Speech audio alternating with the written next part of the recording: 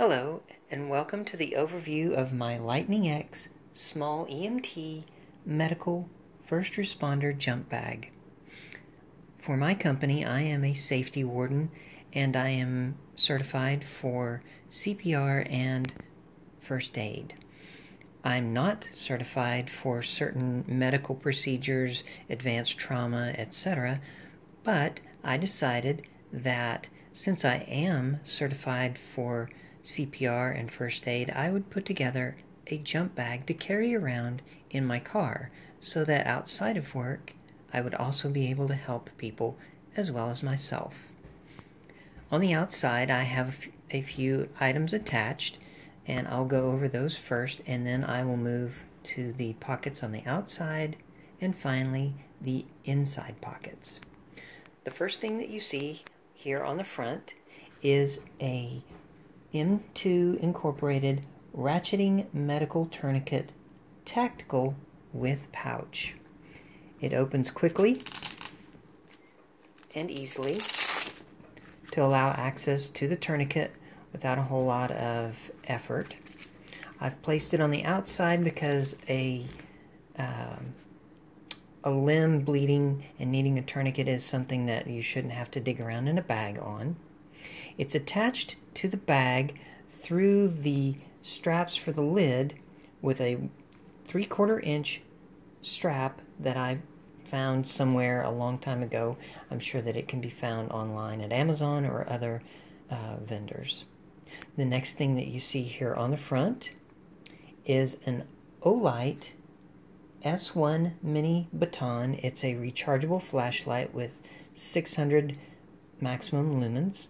It also has other modes which take it down considerably further. I've got that attached so that whenever it's dark I can simply turn it on and carry my bag and go wherever I need to go, but also in the event that I need to check somebody's pupil response, I can do that too by just simply removing the flashlight. It's also attached to a small space on the strap. The other thing that's attached to the handle for quick access for cutting clothing or seat belts, etc., is a Gerber EAB pocket knife. And I'm not probably going to be able to open this. Oh, there we go. And it is actually a standard razor blade knife, so I can replace it if necessary, if it gets dull. Hopefully I won't have to use this enough times that it would get dull. So, moving to the left-hand pouch. In this pouch, I have off-the-shelf medications. Like I said, I'm not a medical professional. I'm not allowed to dispense any kind of prescription medications, etc. So this bag does not contain any of those. However, in this bag, I have a mesh pouch with things like caffeine pills, anti-diarrhea, some cold pills, various and sundry sinus medications, any of those kinds of things that are just a little bit difficult to keep track of in a bag. It's quick to get them out. I also have, in this repurposed medicine bottle, I have a bunch of throat lozenges in case somebody has a cough. Next up, I have a bundle of both Tylenol and ibuprofen, so acetaminophen and ibuprofen. Some people can't take acetaminophen, some people would prefer to use ibuprofen, etc. So I have both. Next, I have a small bottle of Visine for washing out people's eyes if they get a splinter or an eyelash or something of that nature. Next, I have a chapstick in case somebody needs to, take care of their lips or whatever. They've got some bleeding lips. Next, I have my personal medications, which I am carrying in here in case I ever get stuck in a snowstorm, etc. I do have a few days of personal medications in here, and they are clearly labeled both on the top and the sides so that anybody who had to get into my bag for me would know that this is not suitable for them to hand to me. I also have a couple of packages of Pepto-Bismol for upset stomach.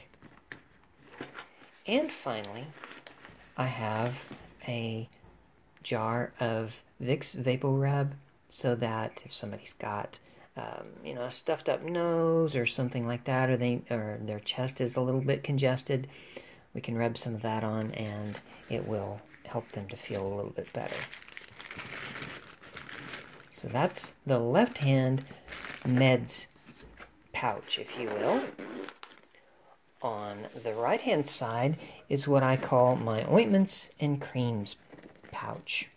And again, as I said before, I don't have any prescription medications in here, with the exception of one, which is primarily for me. I have some aloe vera and other burn gels in case somebody gets a sunburn or something of that nature. I have a small tube of, I'm going to struggle with the pronunciation of this, but it's triamcinolone acetonide cream for use with poison ivy, irritations, etc. This was prescribed to me. I'm carrying it primarily for me. If somebody needed it, I would probably hesitate to give it to them, but I might. I also have some Gold Bond lidocaine anti-itch for basically the same kind of purpose, and strapped to the back of it is just some other hydrocortisone anti-itch creams that I have, small packets in case I don't want to break out the big one. I also have a zinc oxide, which is usable for somebody who's got a sunburn or other type of skin problem. I've got some skin ointment, which is basically a petroleum-based product. I have some sunscreen with a high SPF. And finally, I have some Bengay. Oops, turn that the correct way. Some Bengay vanishing scent so that if they need some Bengay but they don't want to stink like Bengay, I've got them covered. And I'll just scoop this all off to the side so I don't have to put it in the bag right now. So now, moving to the inside of the bag, I'm going to lift up the little straps a little bit because it makes it easier to open it, particularly one-handed. And it comes open relatively quickly. And it's also got Velcro, so it holds it very securely. On the lid itself, you can see that I have, from the left to the right, I have something called Whizzy Wipes, which are small compressed tablet towels. You just add a little bit of water and they expand into a full towel, which can be helpful in the event that you need to clean something up or wipe somebody off, wipe a wound, etc. Of course, I have a Sharpie and a thermometer, and I have several exam gloves in this repurposed prescription bottle, and I also have a lighter that's wrapped with some Gorilla Tape, 1-inch Gorilla Tape, that can be used for strapping down a gauze pad or starting a fire or any number of other uses, so that's pretty handy. And then in the front of the pouch we have 2 pockets as well.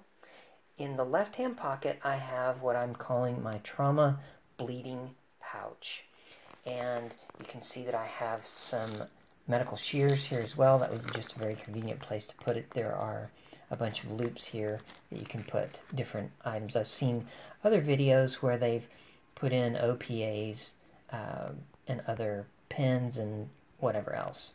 So on the left-hand side, we have, moving from the back, we have a high-fin entry-exit wound chest seal. I work in an area where there is, unfortunately, some of that kind of need, and in the event that one of my coworkers was injured in that way, hopefully I would be able to help them seal the chest until the true EMTs could arrive. I also have another one, which is a Fox seal chest wound. It has a front and a back as well. So basically I have two. I also have 3 sets of exam gloves that can be used in the event that you have a bleeding patient. You may want to protect yourself. I also have both large Celox package and 10 small packages of Celox for gash wounds, etc., that need to be coagulated. They should not be, of course, used to plug a torso wound. That's what you would use the chest seals for, because you need to not plug up, and it won't work very well. I also have a clotting sponge from Quick Clot. So basically a bunch of ways to control massive bleeding in the event that that were to happen.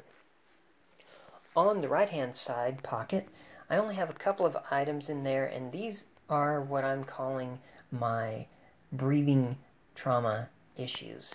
The first thing that I have are a bunch of CPR face shields. They are the kind that just come in a small package, like a hand towel, a moist hand towelette, and I also happen to carry one in my purse, but in the event that there was a situation where somebody was on the side of the road or whatever, I could grab one of these as well if I didn't have my purse with me.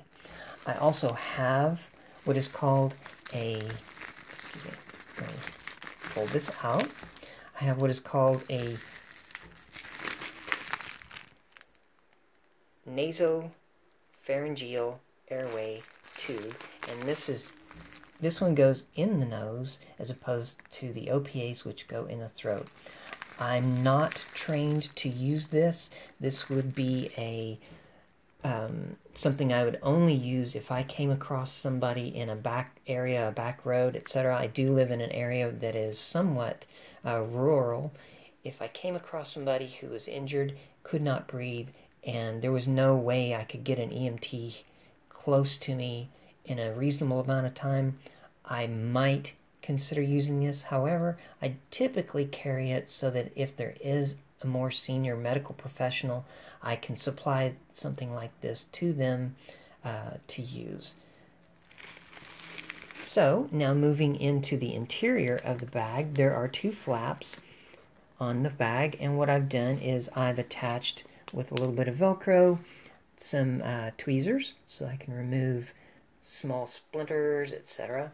I've also attached 4 very large safety pins for attaching dressings, pinning up somebody's clothes, etc., if they need that. On the right hand side, I have attached, again with some Velcro, a what is called a Fresnel lens, which is for magnifying. I can use that in combination with the tweezers to better see the splinter. And then the front section of the interior of the bag is divided into 2 equal sized areas. On the left hand side, I have a variety of gauze pads, band-aids, etc. Everything from 5x9 surgical dressings, 4x3s, 4x4s, 4x3s, 2x3s, 3x3s for pads, etc. On the other side are the ones that have some adhesive to them, and that way it's easier to distinguish. Separated between is a full box of band-aids with a variety of sizes, everything from little finger bandages on up to larger bandages. And I also, in this box, I've put a small bottle of liquid bandage as well for areas that may be a little bit more flexible and it would be easier to seal the wound that way. On the right hand section, I have a compressed combat dressing, which is essentially the same thing as an Israeli bandage. It's just made by the HH Corporation. I am considering getting an Israeli bandage as well, but I don't think I need to overdo it. And then below the combat dressing, I have a bunch of different rolls of gauze that can be used for wrapping a wound and also can be used to pack a wound if necessary. I have a roll of self-adhesive tape for taping down something like that. I also have in this pouch, I have a Neosporin, several alcohol wipes, and that sort of thing for cleaning up areas and cleaning up not only bodies but also just general cleanliness. The back section spans the entire length of the front section width, and of course also the full width of the bag. I have a length of 550 paracord that can be used for lashing down a patient's arm or something like that. If they needed to, if you needed to make an improvised splint or something of that nature, I have plenty of paracord to do that. Or if you needed to hang something above a patient, like a tarp or something to keep them dry from inclement weather, I've got that as well. I also have a bottle of water in case anybody gets dehydrated. Also, in the event that a wound needed to be, or like an area needed to be cleaned, I can use that. I do have some wound wash, which I'll show in a moment, for actually cleaning a wound, but this is primarily for if somebody gets dehydrated and needs some water or something of that nature. I also have, looking further down into the pouch, I have an elbow support, which is basically just to, if somebody has a sprained elbow or something like that and just needs a little bit of support, they can use that. I also have a package of Q-tips for applying things like the Neosporin. I also have an ice pack so that if the sprain or muscle hypertension is an issue, I can help that patient with that as well. I also have additional hand sanitizer wipes, as well as a small bottle of hand sanitizer liquid. I have a roll of tape, medical tape. I also have 2 packages of Kleenex, 2 ACE bandages. I have a bottle of wound wash, antiseptic. I also have a full tube, of Surgilube, which is sterile, in case somebody has their head stuck in a gate or something like that and needs just a little bit of lubrication to be able to pull it out. I can use this. That's primarily why I have it. I also have a SAM splint, which is able to fold down really wonderfully, but it's a good size splint, so that if I don't need to improvise a splint, I've already got one, but I also could improvise another one with the paracord that I've already shown. I also have 3 of the Mylar survival blankets, just in case somebody is by the side of the road and they need be kept warm so they don't go into shock. Also in this side here, I have a package of Clorox wipes for cleaning up areas and that sort of thing. One of the other features that I found is that this bag has a full-length zipper pocket that it goes the entire length of the lid. And in there, what I've done is I've placed a full-sized bed pad, so that in the event that somebody is lying on the floor or lying on the ground, etc., and that's not quite the cleanest area, I can put that under them, assuming that it's safe to move them, and keep them a little bit cleaner until the EMTs arrive. So that concludes the overview of my Lightning X small EMT medic first responder jump bag. I'm really impressed with the amount of things that I can put in such a small space. To give you some sense of how big it is, I'll just use something familiar. Well, I'll use this bottle of water. It's a Dasani 20 fluid ounce bottle and fits quite easily into that bag with some space left over. And I believe it is 19 inches wide by 15 inches by, I think it's 8 or 9 inches, but I'm not certain because I don't have those details at hand. But it is a good sized bag.